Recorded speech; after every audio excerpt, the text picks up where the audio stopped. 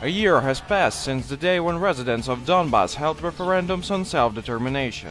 On May 11, 2014, following the proclaiming of the Donetsk and Lugansk People's Republics in April 2014, the Donetsk and Lugansk regions of Ukraine saw a vote during which people were asked one question: do you support the act of state independence of the Donetsk-Lugansk People's Republic? The referendum took place in conditions of a continuing military operation by the Ukrainian army against the region. Still, the vote was held with an unprecedentedly high turnout, 71% in the Donetsk region and 81% in the Lugansk region. Most of those who came to vote supported the idea of state independence of the DPR and LPR. In the DPR, 89.6% of those who cast their ballots, it's 2,511,441 people, answered positively. In the LPR, when 1.6 million voted, 96.2% gave positive answers.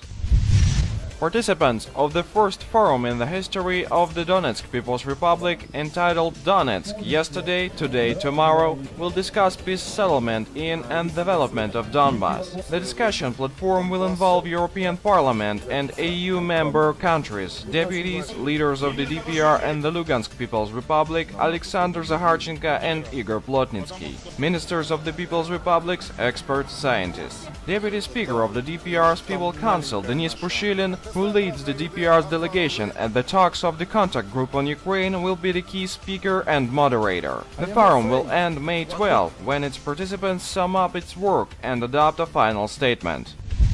Kiev seemed to be given a clear signal that it's necessary to organize dialogue with the Russian-speaking regions and hold a deep constitutional reform. But politicians at the helm after a coup in Ukraine did not want to listen to the position of residents of Donbass region. The conflict grew into a full-scale civil war, which, according to the United Nations, has killed over 6,000 people, made over 2 million people refugees, and left the infrastructure of the country's largest industrial region destroyed nearly 90%.